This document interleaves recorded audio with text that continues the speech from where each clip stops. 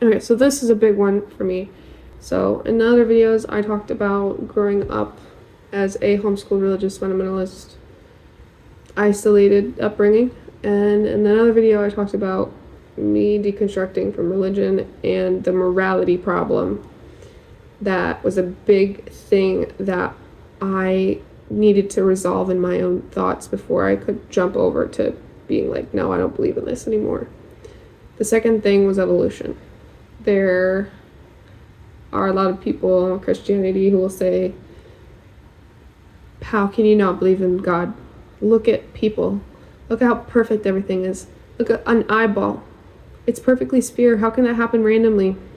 The jump to these things are complex to these things needed to be created by a God is hard for me to imagine right now. But it's something that's so strongly ingrained in people to believe that beauty needed to be created with intention and purpose, and not that we perceive beauty with our own intentions. But it's not necessarily something that needs to be created. Part of it that really bothered me was entropy. So they'll use the example of a junkyard. If you have cars, they're created by people, they're maintained by people, cars that are running. They're running because we're putting work and effort into keeping them going. But if you're to leave cars on their own, then they're going to decay and the complexity goes down. The idea is that the creator, the human, needed to be around to keep the cars going. Okay? So I guess that's supposed to be that we are like God and the cars are like creation. If God wasn't in charge of anything, everything would just decay. Okay. So in our life, we see things decay and we see things having life. So it's not one or the other, it's both. Decaying is part of life. Deconstructing things so they can be reconstructed, but whatever. The idea of entropy is that when you have a system, the amount of disorder will increase, the amount of order will decrease until everything is disorder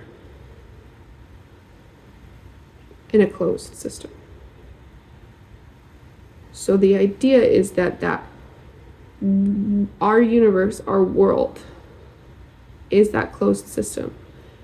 And if God was not constantly putting his energy into it, then everything would run down. Okay. But if you're talking about energy input, output, the earth is not a closed system. The earth has something constantly putting energy into it. Why everything's not running down? It hurts to look at it because it has so much energy. The sun. So God is the sun. Jesus is the sun. Entropy debunked. We have the sun. It's not a closed system. We have energy coming in. It's so silly when you think about it. If you think about it for a little bit, it's so silly that I was hung up on that. All right, let's talk about irreducible complexity.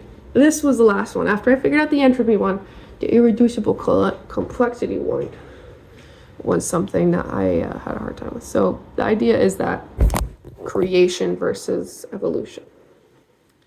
Yeah, there are some things that are irreducibly complex. What that means is something is complex, but you can't make it any simpler in a way that it'll still work. You can't reduce it. So the point being, an eyeball. Eyeballs are perfectly round. How can those be made randomly? You can't have half an eyeball. How did an eyeball evolve? Creationists have a really hard time thinking about things for a little bit longer. An eyeball evolved because it started off as a group of cells that could detect light and dark. And the organisms that had these early proto-eyeballs, they did a real good job at surviving and eating and mating because they could tell sort of where things were. So those beings that had the little proto-eyeballs survived and bred and made more beings that had some little proto-eyeballs. Another key part of evolution is not just passing down your genetics, but the fact that those genetics can mutate. And that's where the diversity of lives comes from. Random mutations. But how does it get more complex? Because the ones that succeed are the ones that breed, are the ones that don't die. Everything that doesn't work gets dead. So the things that work keep going, and they get more complex because there's more variety, and the things that work out. The survival of the fittest doesn't mean the survival of the best. It means the survival of the most fit for their environment. So one being in one environment can be really fit, and one being in another environment can be not a good fit, and they die. So therefore, the beings in the environments are really good at fitting to that environment. And if the environment were to change, let's say there's an asteroid that fills up the atmosphere with another type of gas. The things that could previously survive died, but the things that previously died now survive. Would it be good for them all to be the same? No, because if they're all the same, they all get wiped out together. There's some virus that attacks this particular thing. If everything was the same, everything would die by the virus. Diversity is an essential part of evolution.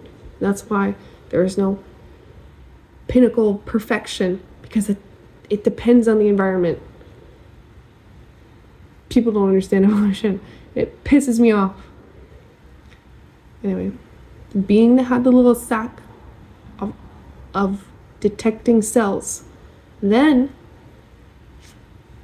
the further generations had a little lens over those cells to protect them. And it started off as a little semicircle lens, and then like a crude bubble type situation, and then it got rounder and rounder and rounder and rounder. They weren't always the same thing. It's like animorphs. It morphs into being an eyeball. Okay? They're super complex over millions of years of modifications. Some of the modifications worked out, some didn't. The ones we're left with are the ones that worked out. And if you think an eyeball is perfect, you don't have dry eyes, you don't have allergies. Have you ever cried and you were trying to drive and the tears got in your eyes and you almost died? That's not perfect thing. Like there's flaws in an eyeball. They're extremely fragile. The corneas get fucked up, you know? Like, then it's not perfect. The irreducible complexity, it's basically people not understanding how evolution works.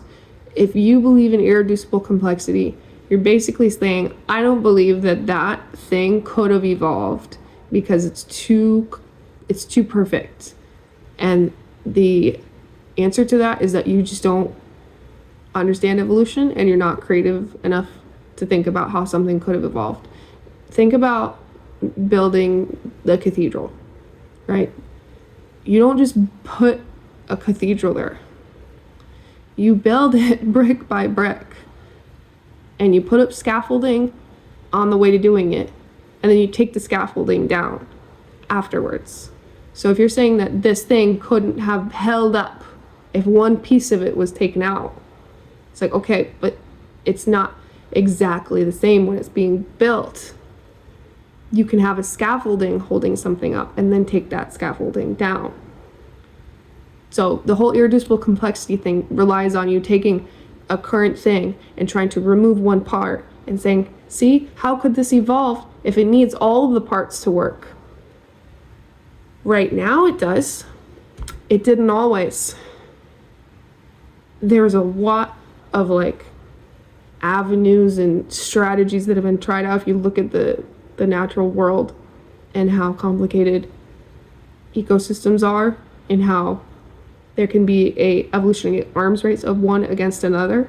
For example, like the longer flower is, the longer the nose needed of whoever eats the flower, and the flowers get longer and the noses get longer, and it's like it just happens because of the way it's interacting with other organisms. It's complicated. There's a lot going on. It's very interesting. It's fascinating. And to say that God had to make that means you don't understand how things can change over time. And okay, let's do another one.